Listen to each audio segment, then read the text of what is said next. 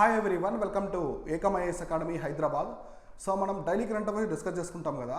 So ఇవాళ daily current affairs ఏమున్నాయి, important daily current affairs ఏమున్నాయి, అవి హిందూ న్యూస్ పేపర్ నుంచి ఎగ్జామినేషన్కి ఎటువంటి యూజ్ అవుతాయి అవి తీసుకున్నాను. వాటితో పాటు చివరిలో నేను ప్రిలిమ్స్ క్వశ్చన్స్ అనేవి కూడా డిస్కస్ చేస్తాను. ఇవాళ అయితే నేను చాలా ఇంపార్టెంట్ క్వశ్చన్స్ తీసుకున్నాను, ఇవి ఎక్కువగా అడుగుతూ ఉంటారు. సో ఆ క్వశ్చన్స్ కూడా తీసుకోవడం జరిగింది.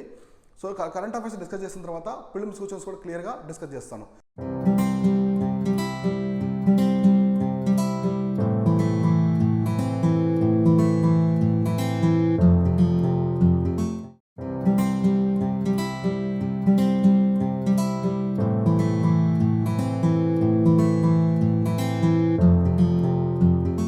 సో ఇవాళ మనం చూస్తే ఫస్ట్ వచ్చేసి 25th August. So 25th August సంబంధించిన డైలీ కరెంట్ అఫైర్స్ ఏమన్నాయి చూద్దాం. So first centre voices support for the Russia Ukraine talks. అంటే ఇప్పుడు రష్యాకి ఉక్రెయిన్కి మధ్య యుద్ధం జరుగుతుంది కదా. సో ఈ తరుణంలో వారి రెండింటి మధ్య టాక్స్ నడిచి ఆ యుద్ధం ఆగిపోవడం ఇట్లాంటి వాటికి ఇండియా ఎప్పుడు సపోర్ట్గా ఉంటుందని చెప్పేసి మన గవర్నమెంట్ అయితే చెప్పింది. ఇక్కడ చూద్దాం ఏం చెప్పిందో. So Rajnath also call boosting with the SCO members. SCO member states ఉన్నాయి కదా, షాంఘై కోఆపరేషన్ ఆర్గనైజేషన్, దానికి సంబంధించిన మెంబర్స్తో రాజ్నాథ్ సింగ్ గారు మాట్లాడారనమాట. So expressing India's concern on the situation in the Ukraine defence minister Rajnath Singh. So మన రాజ్నాథ్ సింగ్ గారు ఏం చెప్తున్నారంటే, Wednesday New Delhi supports talks between the Russia and Ukraine to resolve the crisis. So ఈ క్రైసిస్ తగ్గిపోవడానికి న్యూఢిల్లీ అనేది ఎప్పుడు కూడా సపోర్ట్ చేస్తుంది, ఇండియన్ గవర్నమెంట్ ఎప్పుడు సపోర్ట్ చేస్తుంది. So Wednesday marks the 6 months of the launch of the Russian offensive and the war in Ukraine. So ఇప్పటికైతే మనకి 6 months అయితే అయిందనమాట. ఉక్రెయిన్ మీద యుద్ధం ప్రకటించి రష్యా అయితే ఇప్పటివరకు 6 months అయింది. సో ఇంకా addressing the annual SCO defence ministers meeting in Tashkent. So he called the strengthening ties with the member states of Shanghai cooperation organisation bilaterally and within the framework of the organisation. So ఇప్పుడు SCO defence summit అనేది జరుగుతుంది. అంటే Shanghai cooperation organisation ఉంది కదా. So SCO Shanghai cooperation organisation, దీనికి సంబంధించిన defence meet అనేది తాష్కెంట్లో జరుగుతుంది. సో తాష్కెంట్లో జరుగుతుంది. అక్కడ అన్ని ఎస్సీఓ మెంబర్స్ ఉంటారు కదా, వాళ్ళ దేశాలకు సంబంధించిన డిఫెన్స్ మినిస్టర్స్ అందరూ కూడా అక్కడ అటెండ్ అయ్యారనమాట. అటెండ్ అయ్యి దీని గురించి చర్చించుకుంటున్నారు. సో ఇక్కడ ఏం చెప్తున్నారంటే, ఎస్సీఓ మెంబర్స్ అంతా ఒకే ఏకతాటిపైకి వచ్చి మాట్లాడుకొని రష్యా ఉక్రెయిన్ యుద్ధాన్ని ఆపే విధంగా సో టాక్స్ అనేది నడవాలి ఆ రెండు దేశాల మధ్య అని చెప్పేసి ఇక్కడైతే కోరారు. సో తర్వాత ఇంకా India is concerned about the humanitarian crisis in the around the Ukraine. So India కూడా ఇంకా అక్కడ మనుషులు చనిపోవడం కానీ ప్రాణ నష్టం వాటి గురించి కూడా తీవ్రంగా ఖండిస్తూ ఉంది. తర్వాత we have extended our support to efforts of the UN security general. So UN agencies and international committee for red cross ICRC ఉంటుంది to provide humanitarian assistance. So international organisations కూడా ఇప్పుడు ఈ టైంలో ప్రాణ నష్టం ఇట్లాంటివి జరగకుండా ఇంకా గాయపడిన వాడిని, సో క్షతగాత్రులు ఉంటారు కదా, వాళ్ళని కాపాడడానికి ఇటువంటి చర్యలు తీసుకోవాలని చెప్పేసి ఈ ఆర్గనైజేషన్స్ కూడా ఇండియా అయితే రిక్వెస్ట్ చేసింది. So during the exchange of pleasantries with the Russian defense minister Sergei Shoigu in the morning, Mr. Singh conveyed the deep appreciation thanks for the arresting for the arresting in Moscow as a terrorist who was planning to attacks in India. So రీసెంట్గా ఏం జరిగిందంటే, ఒక terrorist India మీద planning చేయడానికి try చేశాడు అనమాట. India మీద bombs attack చేయడానికి ప్లాన్ చేస్తున్నాడు. అతను ఎక్కడ చేశాడంటే రష్యాలో చేశాడు. రష్యాలో మాస్కో సిటీలో ప్లాన్ చేస్తున్నాడు మొత్తం ఇండియా మీద దాడులు చేయాలని చెప్పేసి. అతన్ని రష్యా ఇంటెలిజెన్స్ వాళ్ళు పట్టుకున్నారు, రష్యా వాళ్ళు పట్టుకున్నారు అనమాట. సో దానికి కూడా ఇండియా అనేది థ్యాంక్స్ చెప్పింది రష్యన్ గవర్నమెంట్కి. So calling on the SCO to iteratively fight against the terrorism. So Mr Singh stressed terrorism is any form including cross border terrorism committed by anyone and whoever purpose is a crime against humanity. So terrorism అది ఏ form అయినా సరే ఒక government దాన్ని support చేస్తున్నా, ఇప్పుడు Pakistan టెర్రరిజాన్ని support చేస్తూ ఉంటుంది, అలా కావచ్చు ఒక ఇండివిజువల్ ఆర్గనైజేషన్ కావచ్చు, Al Qaeda, Jaishe Mohammed, so ఇట్లాంటి అయినా సరే ఎటువంటి ఎనీ ఫామ్ ఆఫ్ టెర్రరిజాన్ని ఇండియా అయితే టాలరేట్ చేయదు. ఇండియా ఎలాంటి టెర్రరిజాన్ని కూడా సహించదని చెప్పేసి ఇక్కడ చెప్పారనమాట. సో ఎస్సీఓ సమ్మిట్స్ కూడా ఎస్సీఓలో ఉండే మెంబర్స్ కూడా అందరూ కలిసికట్టుగా టెర్రరిజాన్ని మనం ఎదుర్కోవాలని చెప్పేసి చెప్పారు. ఇంకా on Afghanistan Mr Singh voiced India's full support to peaceful, secure and stable Afghanistan with the emphasising the need to respect its sovereignty, independence and territorial integrity, national unity, non interference in the internal affairs. So ఇప్పుడు Afghanistan గురించి కూడా India అయితే ఇక్కడ మాట్లాడింది. So ఇట్లాంటి చాలా important mains పరంగా ఎక్కువ అడిగేదానికి అవకాశం ఉంది. సో ఆఫ్ఘనిస్తాన్ గురించి కూడా ఇండియా సో గట్టి వాయిస్ అయితే ఇచ్చిందనమాట. ఇచ్చిందనమాట. అంటే వాళ్ళ ఇంటర్నల్ అఫైర్స్లో మేము ఇన్వాల్వ్ కాము, కాకపోతే కంట్రీ బాగుండాలి, హ్యూమన్ రైట్స్ బాగుండాలి, సో ఇంటర్నల్ పరంగా నేషనల్ ఇంటిగ్రిటీ, వాళ్ళ యొక్క సావరిటీ, సార్వభౌమాధికారం ఉంది కదా, సో ఇవన్నీ కూడా బాగుండాలని చెప్పేసి ఇక్కడైతే చెప్పారనమాట ఇండియా తరపున. సో ఇంకా highlighting the India's age old ties with the SCO countries, he asserted that the member states of the organization are common stakeholders in the progress prosperity of the region. He also invited all SCO members to the via India next year. So ఇక్కడ ఇది important. So next 2023కి host country వచ్చేసి ఏదంటే SCOకి India. So ఇండియాకి అన్ని కంట్రీస్ని రాజ్నాథ్ సింగ్ గారు invite చేశారు. ఇది వెరీ వెరీ ఇంపార్టెంట్. సో 2023కి హోస్ట్ చేస్తున్నారు అనమాట. రీసెంట్గా అడిగారు అనమాట ఎగ్జామ్స్లో, కొన్ని ఎగ్జామ్స్లో హోస్ట్ చేస్తున్నారు. ఈ విధంగా అందరిని కూడా ఇన్వైట్ చేశారు ఆయన. అట్లనే మనం రీజనల్ కోఆపరేషన్ అనేది బాగుండాలి, ఈ SCO మెంబర్స్ మధ్య బాగుండాలని నీట్గా చెప్పారనమాట. సో ఇక్కడ మీరు చూసుకోండి SCO మెంబర్స్ ఎవరున్నారు, దీనికి మనకి సో హెడ్ క్వార్టర్స్ వచ్చేసి బీజింగ్లో ఉంటుంది, బీజింగ్ చైనాలో ఉంటుంది అనమాట హెడ్ క్వార్టర్స్. సో ఇంకా మెంబర్స్ మనకి సో 4 సెంట్రల్ ఏషియన్ కంట్రీస్ ఉంటాయి. సెంట్రల్ ఏషియన్ కంట్రీస్ మీకు చెప్పాను ఆల్రెడీ. సో ఇంకా రష్యా ఉంటుంది, రష్యా తర్వాత మనకి చైనా తర్వాత ఇండియా, పాకిస్తాను. ఇప్పుడు ఇరాను బెలారస్ యొక్క మెంబర్షిప్స్ అనేవి ప్రోగ్రెస్లో ఉన్నాయన్నమాట. సో ఇవన్నీ కూడా ఇక్కడ మెంబర్ కంట్రీస్. SCO గురించి ఆల్రెడీ చాలా టైమ్స్ చెప్పాను నేను. సో ఇనిషియల్ డేస్లో డైలీ కరెంట్ అఫైర్స్ నేను ఆల్రెడీ డిస్కస్ చేస్తాను కాబట్టి వాటి గురించి అయితే క్లియర్గా చూడండి. సో నెక్స్ట్ కరెంట్ అఫైర్స్ ఏముందో చూద్దాం. So wind project addition to peak by 2024. So wind energy ఉంది కదా మనకి, అది 2024 కల్లా పీక్ స్టేజ్లోకి తీసుకెళ్ళాలి, వాటి నుంచి ఎక్కువ విద్యుత్ని ఉత్పత్తి చేయాలని చెప్పేసి టార్గెట్ పెట్టుకున్నారు. So annual installation of the new wind projects in India will peak by 2024, likely to decline in the thereafter according to the report released by Wednesday and the Global Wind Energy Council. So Global Wind Energy Council ఒక report release చేసి చెప్పిందనమాట. వీళ్ళు ఏం చెప్పారంటే మొత్తం ఇండియాలో renewable ఎనర్జీలో wind అనేది 2024కి సో 2024కి పీక్లోకి వెళ్ళిపోతుంది. సో వాళ్ళు ఎక్కువ విండ్ ఎనర్జీని డెవలప్ చేస్తున్నారని చెప్పేసి చెప్పిందనమాట. ఇంకా as a part of it's transition away from fossil fuels, India has committed to sourcing the half of the electricity in 2030 from the non-fossil sources and installing the 60 gigawatts of wind energy by 2022. So 2022కి మొత్తం 60 gigawatts ఎనర్జీని వాళ్ళు produce చేస్తారు. Next 2030కి so 2030కి వచ్చేసి India more than చూడండి ఇక్కడ ఏం చెప్పారు, India is committed to sourcing the half of its electricity. So 2030కి మనం ఇండియాలో యూజ్ చేసే 2030కి 50% ఆఫ్ ది ఎలక్ట్రిసిటీ ఇండియాలో వచ్చేసి మొత్తం రెన్యూవబుల్ ఎనర్జీ నుంచే, అంటే నాన్ ఫాజిల్ ఫ్యూయల్స్ ఉన్నాయి కదా వాటిని తీసుకుంటారని చెప్పింది ఈ రిపోర్టు. ఇంకా so far only 40% of wind energy power capacity has been established. ఇప్పటివరకు ఇండియాలో మొత్తము 40 గిగావాట్స్ అయితే విండ్ ఎనర్జీ అనేది ఉందన్నమాట. దీన్ని ఏం చేస్తారంటే 2022కి మొత్తం సో 2022కి టార్గెట్ కల్లా 60 గిగావాట్స్ అనేది చేస్తామని చెప్పేసి చెప్పారు. ఇంకా ఇది 2024కి సో పీక్ స్థాయికి తీసుకెళ్తామని కూడా చెప్తున్నారు. So wind industry installations have been slowing down India since 2017. So మనం 2017తో పోల్చుకుంటే విండ్ ఎనర్జీ అనేది కొంచెం తగ్గింది ఇండియాలో, అయినప్పటికీ కూడా 2024కి పీక్లోకి వెళ్తుందని చెప్తున్నారు. So on the only 1.4 gigawatts wind projects were installed in the 2021. Only 1.4 gigawatts 1.45 gigawatts wind energy మాత్రమే మిషన్స్ అనేవి విండ్ టర్బైన్స్ ఉంటాయి కదా అవి ఇన్స్టాల్ చేస్తారని చెప్తున్నారు. So with the many delayed due to the COVID-19 and supply chain related disruptions. So ఇవన్నీ manufacturing మనము ఇతర దేశాల నుంచి తీసుకుంటాం. కొన్ని కంపెనీస్ ఉంటాయి, స్విట్జర్లాండ్ లాంటివి. సో స్విట్జర్లాండ్ కంపెనీ ఉంది కదా అది కూడా తయారు చేస్తుంది అనమాట విండ్ టర్బైన్స్. సో కొంచెం స్లో అయింది విండ్ ఎనర్జీ అయితే కోవిడ్ పాండమిక్ వల్ల ఇండియాలో కొంచెం స్లో అయిందని ఇక్కడ చెప్తున్నారు. To compensate the ministry of new and renewable energy Energy granted the blanket time extension for the 7.5 months after the scheduled commissioning date for a project with the power purchasing agreements signed before the 2021 which pushed for the SCD of the 0.7 gigawatt projects of the 2022. So ఈ విధంగా వాళ్ళు sign చేసుకున్నారు, కొన్ని agreements అయితే చేసుకున్నారు అనమాట wind ఎనర్జీకి సంబంధించి. కాబట్టి ఈ అగ్రిమెంట్స్ ప్రకారం చూసుకుంటే ప్రిడిక్షను 2024 కల్లా మంచి పీక్ స్థాయిలోకి వెళ్తారని ఈ రిపోర్ట్ చెప్తుంది. ఇంకా the trigger for the slowdown, according to the report, the advent of the auction regime in 2017 to awards tenders, the new scheme led to large orders but highly competitive bids. So large orders అయితే India నుంచి వచ్చాయి so ఎవరి కంపెనీస్కి ఏదో wind ఎనర్జీకి సంబంధించి.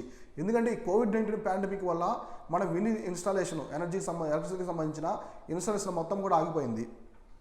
So subsequently the market has concentrated wind projects around the few substance in Gujarat and Tamil Nadu so which were home to strongest resource potential to lowest cost of India.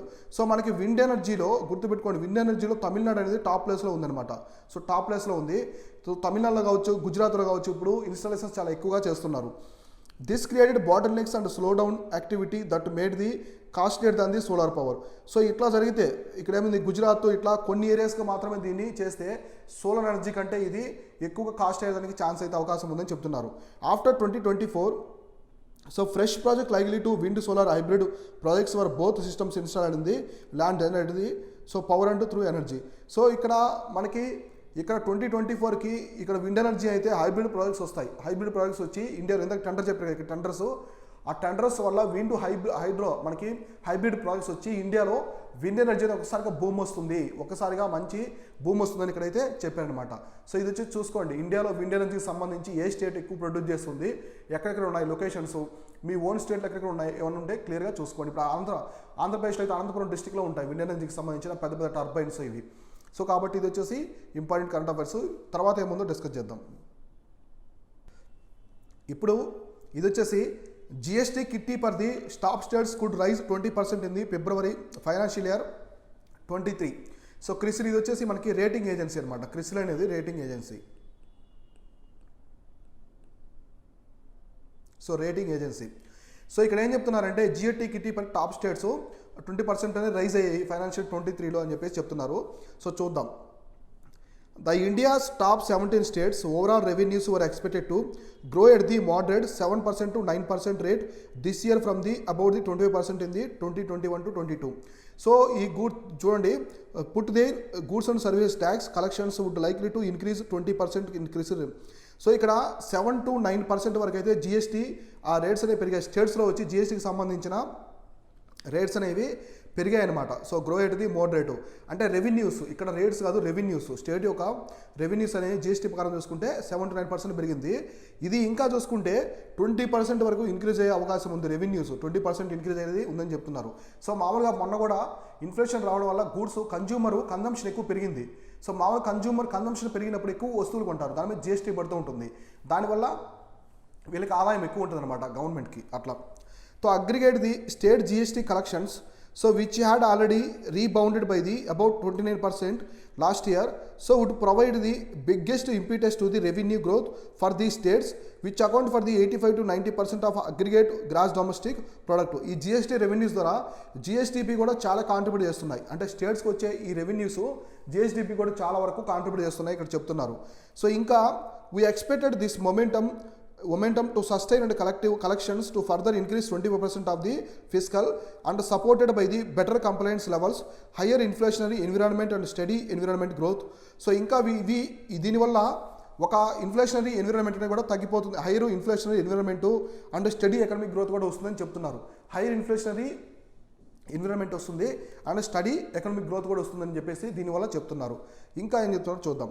So India's overall GST collections first 4 months financial ఇయర్లో వచ్చేసి 6.02 lakh crores అనమాట. 6.02 lakh crores వచ్చేసి మనకి first 3 months దేంట్లో financial year 2023లో. So ఇంకా rising 34.8% from earlier. So last ఇయర్తో పోల్చుకుంటే ఎంత పెరిగింది జిఎస్టీ మనకి 34.8% వరకు అయితే పెరిగాయని చెప్తున్నారు. ఇంకా however GST revenues had slipped below the 1 lakh crore mark in May and 2021. So ఇక్కడ చూడండి, మామూలుగా 1 lakh crore మార్క్ అనేది సో స్లిప్ అయిందనమాట. సో ఎప్పుడు మే నుంచి జూన్కి, సో మే నుంచి జూన్కి అయితే 2021కి కంపేర్తో, ఎందుకంటే కోవిడ్ సెకండ్ లాక్డౌన్ వచ్చింది మనకి, సెకండ్ వేవ్. ఆ టైంలో GST revenues almost 1 lakh crore వరకు తగ్గిపోయాయి. So GST compensation payments which accounted for the 7.9% of the states revenue in the past 2 years coming to the end of the July 1st 1 year this year. So upstick the GST revenues would help to state crisis. అంటే మనకి GST వల్ల states అనేవి loss అవుతాయి రెవెన్యూలో. వాటికి ఏం చేస్తుందంటే central government ఏం చేస్తుందంటే కొంత కంపెన్సేషన్ అనేది ఇస్తుంది. అది ఆ రెవెన్యూస్ అనేది ఇప్పుడు ఎలా ఇస్తుందంటే అది ఇవ్వడం వల్ల స్టేట్లో జిఎస్డిపిలో కూడా కొంచెము గ్రోత్ అనేది కనిపిస్తుందని చెప్తున్నారు. ఇంకా కోవిడ్ పాండమిక్ తర్వాత అయితే గవర్నమెంట్కి, సెంట్రల్ గవర్నమెంట్కి, యూనియన్ గవర్నమెంట్కి కూడా 1 లక్ష కోట్ల వరకు నష్టం వచ్చింది కదా. సో దానివల్ల కంపెన్సేషన్ కొంచెం తగ్గిందనమాట. ఇప్పుడు కంపెన్సేషన్ పెరగడం వల్ల స్టేట్ యొక్క జిఎస్డిపి కూడా పెరుగుతుందని చెప్తున్నారు. So healthy tax buoyancy will support revenue growth. GST collections, the devaluations from the center together comprise 43-45% of state revenue expected to start the robust in the double digit growth. So GST compensation కూడా ఎక్కువ వచ్చినప్పుడు state కూడా double digit growth, ఈ state యొక్క GDP కదా, so gross state domestic product కూడా double digit అయ్యేదానికి అవకాశం ఉందని ఇక్కడ క్రిసిల్ అయితే చెప్తున్నారు అన్నమాట ఈ రిపోర్ట్ ప్రకారం. సో ఇట్లాంటి ఫిగర్స్ ఇవన్నీ కూడా మీరు నోట్ చేసి పెట్టుకున్నారంటే రేపు మీకు మెయిన్స్ ఆన్సర్స్లో కావచ్చు, ప్రిలిమ్ స్టేట్మెంట్లో మీకు బాగా హెల్ప్ అవుతాయి అన్నమాట. సో ఇది వచ్చేసి important. So next current affairs చూడండి. Rishi Sunak says he won't change in the UK's Taiwan policy. So Rishi Sunak వచ్చేసి ప్రెజెంట్ మనకి బ్రిటిష్ ప్రైమ్ మినిస్టర్ రేస్లో ఉన్నారు కదా. సో ఆయన ఏం చెప్తున్నారంటే, సో చూడండి ఇక్కడ ఎటువంటి చేంజ్ ఉండదు. సో ఇంగ్లాండ్ యూకే యొక్క వ్యూ ఎలా ఉందో తైవాన్ మీద అలాంటి పాలసీనే ఉంటుంది. సో తర్వాత కూడా ఎలాంటి చేంజ్ ఉందని చెప్తున్నారు అనమాట. సో ఈయన వచ్చేసి మనకి ఇన్ఫోసిస్ సీఈఓ ఉన్నారు కదా, మనకి ఇన్ఫోసిస్ ఫౌండర్ ఉన్నారు కదా, ఎవరు, నారాయణమూర్తి, వాళ్ళ యొక్క అల్లుడు అనమాట. సో నారాయణమూర్తి అల్లుడు సన్నిన్లా వచ్చేసి రిషి సునాక్, ఈయన వచ్చేసి బ్రిటన్ పార్లమెంట్లో మినిస్టరు. సో బ్రిటన్లో వచ్చేసి మినిస్టరు, ఇప్పుడు ప్రైమ్ మినిస్టర్కి రేస్లో ఉన్నారు. సో ఫస్ట్ ప్లేస్లో ఉన్నారు ఆయన ఓటింగ్లో. సో ఇప్పుడు డిస్కస్ చేద్దాం. UK foreign secretary Liz Truss and former chancellor Rishi Sunak continue to debate battle out for the leadership with the country and the Tory part of the hustling need of Britain bring home to them. So ఇక్కడ అక్కడ election జరుగుతాయి అన్నమాట, candidates మధ్య election జరుగుతున్నాయి కదా, అంటే ఏ party తరఫున ఇద్దరు క్యాండిడేట్స్ మధ్య ఎలక్షన్ జరుగుతాయి. వాళ్ళు ఎవరికి ఎక్కువ ఓట్స్ వస్తే వాళ్ళని ప్రైమ్ మినిస్టర్ ఎన్నుకుంటారు. సో వాళ్ళ మధ్య ఈ డిబేట్ జరుగుతుంది. సో తైవాన్కి సంబంధించి యూకే యొక్క వ్యూ అనేది ఎలా ఉంటుంది. సో ఒకవేళ రిషి సునాక్ ప్రైమ్ మినిస్టర్ అయ్యాడు అనుకోండి, బ్రిటన్ ప్రైమ్ మినిస్టర్ అయినా కూడా సో ఎలా ఉంటుంది, దీని యొక్క వ్యూ ఎలా ఉంటుందో ఇక్కడ డిబేట్ అనేది జరుగుతుంది అనమాట. సో ఇంకా while focus on the domestic issues అంటే rising inflation, taxes, public services, so work culture, ఇంకా foreign policy including China and వీటి గురించి కూడా డిస్కషన్ అనేది డిబేట్ అనేది జరుగుతుంది అనమాట. ప్రైమ్ మినిస్టర్ క్యాండిడేట్ మీద డిబేట్ జరుగుతుంది. సో ఇట్లాంటి డిబేట్ ఇండియాలో కూడా ఉంటే చాలా బాగుంటుంది. ఎందుకంటే మన ప్రైమ్ మినిస్టర్ క్యాండిడేట్ అనౌన్స్ చేస్తారు కదా, తర్వాత వాళ్ళిద్దరి మీద డిబేట్ జరిగితే సో ఎవరు బాగా ఫారెన్ పాలసీ బాగుంది, వాళ్ళు ఎకానమీ ఎలా డిస్కస్ చేసుకుని ఇవన్నీ తెలుస్తాయి అనమాట. మనం చూసుకునే ప్రైమ్ మినిస్టర్ క్యాండిడేట్ ఎలాంటి వర్త్ ఉంటుందో మనకు తెలియదు అనమాట. ఓకే, ఇంతకుముందు పనిచేస్తుంటారు, చీఫ్ మినిస్టర్ ఎలా ఉంటారు, కానీ సో వాళ్ళు యూనియన్ గవర్నమెంట్లో ఎలా చేస్తారు అనేది మనకి అవగాహన ఉండదు. కాబట్టి ఇలా డిబేట్స్ జరగదు. ఇవి యూఎస్ఏలో కావచ్చు, మనకి యూఎస్ఏ ప్రెసిడెంట్ ఎలక్షన్స్, యూకే ఇంకా కొన్ని వెస్టర్న్ కంట్రీస్లో జరుగుతూ ఉంటాయి అన్నమాట. ఈ విధంగా ప్రైమ్ మినిస్టర్ డిబేట్స్ అంటే ప్రెసిడెంట్ డిబేట్స్ ఇట్లా ఇండియాలో ఉంటే చాలా బాగుంటుంది. సో ఇట్లా డిబేట్ చేస్తున్నట్టు ఫారెన్ పాలసీ సంబంధించి డొమెస్టిక్ ఇష్యూస్, ట్యాక్సెస్ పెరగడము, ఇన్ఫ్లేషన్ పెరగడము, సో ఇంకా పబ్లిక్ సర్వీసెస్, వర్క్ కల్చర్ గురించి డిస్కస్ చేసుకున్నారు. When asked the what is the response to would be if China were a military threatened to self-ruling Taiwan. So Mitra Sunak said would change the Taiwan policy UK. So UK doesn't recognize Taiwan nor does they have a formal diplomatic ties. ఇక్కడ Rishi Sunak గారు ఏం చెప్పారంటే ఒకవేళ China so Taiwan మీద attack చేస్తే, China military వాళ్ళు Taiwan మీద attack చేస్తే సో యూకే అనేది ఇంతకుముందు ఎలా ఉన్నదో పాలసీ అలానే ఉంటుంది, మేము ఎలాంటి చర్యలు తీసుకోము, తైవాన్ అనేది ఒక సపరేట్ ఇండిపెండెంట్ కంట్రీగా మేము ఎప్పుడు గుర్తించలేదని చెప్పేసి చెప్తున్నారు అనమాట. So the best thing we can do to prevent aggression against the Taiwan from China he showing the Russia that they have been not successful in the Ukraine. So ఒకవేళ China చేస్తే అటువంటి చర్యలు జరగకుండా మేమైతే జాగ్రత్త పడతాము. సో మేము కూడా చైనా వాళ్ళతో మాట్లాడతాము ఇట్లాంటి అగ్రెసివ్ స్టెప్స్ తీసుకోకుండా. ఇప్పుడు రష్యా ఉక్రెయిన్ తీసుకుని ఏమైంది, ఫెయిల్ అయిపోయింది, కాబట్టి అట్లా జరగకుండా చూస్తామని చెప్తున్నారు. సో ఇంకా would take reliance, so how he would take reliance on China. So he outlined the previously declared plan for the relations with the country calling China is the biggest national security threat to UK. So ఈయన ఒకప్పుడు ఏం చెప్పారంటే China అనేది యూకేకి biggest threat అని చెప్పాడు. So biggest threat అని చెప్పాడు యూకేకి. So China అనేది not only for UK, so ఫ్యూచర్లో చాలా కంట్రీకి థ్రెట్గా మారచ్చు. ఎందుకంటే చైనా యొక్క అగ్రెసివ్ స్టెప్స్ కావచ్చు, వాళ్ళ యొక్క గవర్నమెంట్ పాలసీస్ ఇవన్నీ కూడా సో ట్రేడ్ పరంగా ఇట్లా చాలా థ్రెట్స్ ఉంటాయి. అందులో చాలా దేశాలు కూడా చైనా మీద డిపెండ్ అయి ఉన్నాయి కాబట్టి థ్రెట్ అనేది ఉండొచ్చు. ట్రేడ్ అండ్ కామర్స్ పరంగా కూడా థ్రెట్ ఉంటుంది, ఫారెన్ పాలసీ పరంగా కూడా. ఇప్పుడు ఇండియా చూడండి, మన ఎల్ఐసి బోర్డర్ దగ్గర ఎప్పుడు కూడా వాళ్ళు ఉల్లంఘన చేస్తూ ఉంటారు. సో బోర్డర్ సంబంధించి వైలేషన్ చేస్తూ ఉంటారు. సో అట్లా next partnering with the allies we need to robustly standing up for the values and interest in the. So ఇక్కడంతా ఈయన ఏం చెప్పారంటే ఇంకా it means different partnership with Australia and America putting up the aircraft carrier. So reason to show that we care about the. So ఇంకా so మేము Australia యుఎస్తో కూడా రిలేషన్షిప్స్ని మెయింటైన్ చేస్తున్నాము. సో వాటిని కూడా అలానే ఉంచుతాము, ఎటువంటి చేంజెస్ ఉండవని చెప్తున్నారు. ఇంకా రెఫరింగ్ టు అకస్. సో అకస్ కంట్రీస్ ఉన్నాయి కదా, సో ఆర్కిటిక్ కౌన్సిల్ ఉంటాయి కదా కంట్రీస్ కొన్ని ఉన్నాయన్నమాట. A security arrangement between the. So 3 countries ఇవి ఆస్ట్రేలియా ఒకటి, అవి అకస్ అంటే మనకి చూడండి. సో మనకి ఆస్ట్రేలియా, యూకే, యుఎస్ అనమాట. ఇవి 3 కంట్రీస్. వీటిలో ఏ కంట్రీస్ ఉంటాయంటే ఆస్ట్రేలియా, యూకే అంటే యూకే, అంటే యుఎస్ అంటే యుఎస్. ఈ 3 కంట్రీస్ మధ్య ఒక పార్ట్నర్షిప్ ఉందన్నమాట. So Australia with the nuclear fully submarines. So seeks to equip the nuclear submarines. The UK carrier group so deployed the Indo Pacific tilt అనమాట. సో ఇక్కడ ఏంటంటే ఈ 3 కంట్రీస్ ఇండో పసిఫిక్ రీజన్ సంబంధించి కొన్ని డిస్కస్ చేసుకుంటున్నాయి. సో ఇక్కడ ఇంపార్టెంట్ థింగ్ ఏంటంటే యూకే వచ్చేసి అట్లాంటిక్ సముద్రంలో ఉంటుంది ఉన్న ఐలాండ్స్.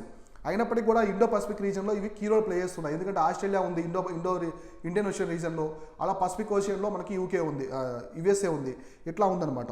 సో ఇంకా in a segment of new personality mister Truss said that he would be set to take above even nuclear weapons as a prime minister. The need rose when they asked the if you host push for the button if you mean global annihilation. So ఇక్కడ చూడండి interesting comment చేశారు mister Truss. అంటే ఆయన UK foreign secretary ఏం చెప్పారు చూడండి. So he said that the would he set up the UK nuclear weapons, the Prime Minister it would end the arouse when he asked the host if she would push the button event if he meet the global annihilation. So ఇక్కడ మామూలుగా మనకి nuclear సంబంధించిన buttons ఉంటాయి కదా, అవి ఎక్కడ ఉంటాయంటే ఆ దేశానికి సంబంధించిన అధ్యక్షులు లేదా ప్రైమ్ మినిస్టర్ దగ్గర ఉంటాయన్నమాట. వాళ్ళు నొక్కితే ఆ న్యూక్లియర్ వెపన్స్ అనేవి ఇన్స్టాలేషన్ అయిపోతాయి, ఆటోమేటిక్గా ఫైర్ అవుతాయి అనమాట. అది వాళ్ళ దగ్గర ఉంటుంది. దాని గురించి కూడా డిస్కస్ చేశారు. ఇంకా I think it's an important duty for the Prime Minister. I am ready to do that. She said that the applause, the cheers from the audience. So ఇక్కడ ఈయన ఏం చెప్పారంటే సో ఒకవేళ అవసరమైతే మా కంట్రీ మా సెక్యూరిటీ కోసం న్యూక్లియర్ వెపన్స్ చేయడానికి కూడా మేము తగ్గమని చెప్పేసి ఇక్కడ చెప్పారు. అంటే ఎక్సెసివ్ స్టెప్స్ అగ్రెసివ్గా మా దేశం మీద ఏమైనా దాడులు ఇట్లాంటివి చేస్తే మా నేషనల్ సెక్యూరిటీ కోసం మేము న్యూక్లియర్ బటన్స్ నొక్కడానికి కూడా మేము వెనకాడమని చెప్పి చెప్పారనమాట. సో దీనికి ఆడియన్స్ నుంచి మంచి అప్లాజ్ అనేవి వచ్చాయన్నమాట. ఇక్కడ మీరు గుర్తుపెట్టుకోండి, చాలా ఇంపార్టెంట్. ఇక్కడ మెయిన్ రీజన్ ఏంటంటే ఇక్కడ రిషి సునాక్ గారు చైనా అనేది బిగ్గెస్ట్ థ్రెట్ అని చెప్పారు.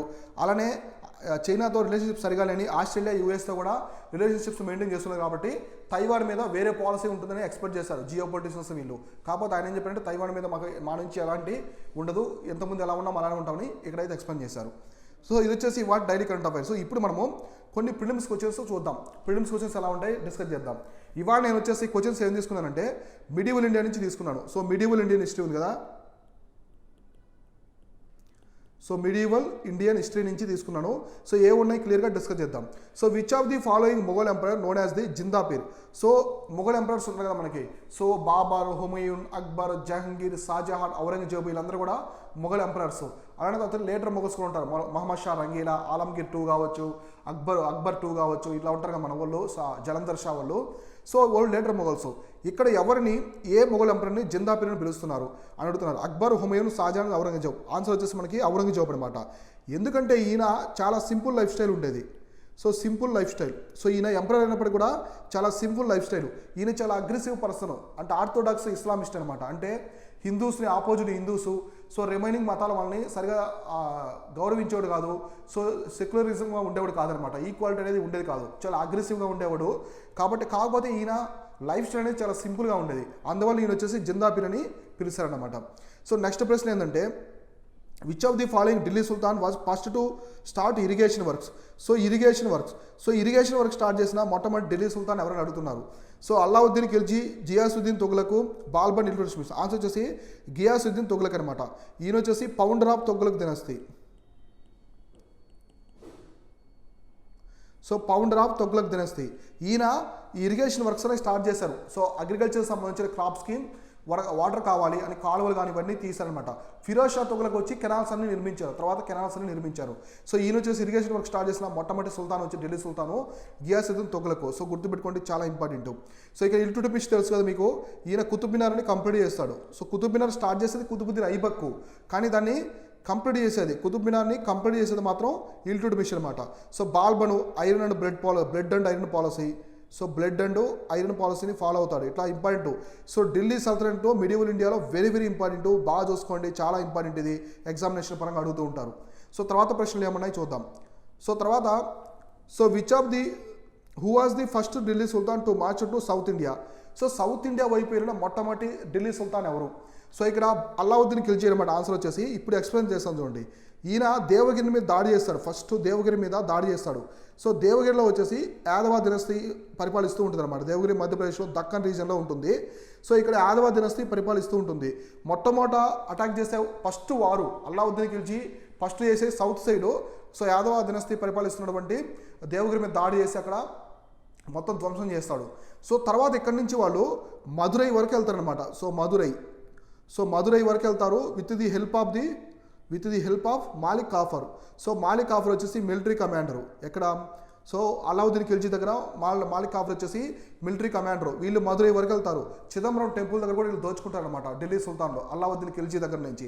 సో కాబట్టి మాలిక్ కాఫర్ హెల్ప్తో మదురై వరకు వెళ్తారు. కాబట్టి so a sultan march to south India అని ఒక కొటేషన్ కూడా ఉంది. Delhi sultan to south India అని, march to south India. So answer వచ్చేసి అల్లావుద్దీన్ ఖిల్జీ అనమాట. So next, who build the Buland Darwaza in Fatehpur Sikri? So Buland Darwaza అని మీకు చూడగానే మీరు అక్బర్ అని గుర్తు రావాలన్నమాట. ఆన్సర్ వచ్చేసి అక్బర్.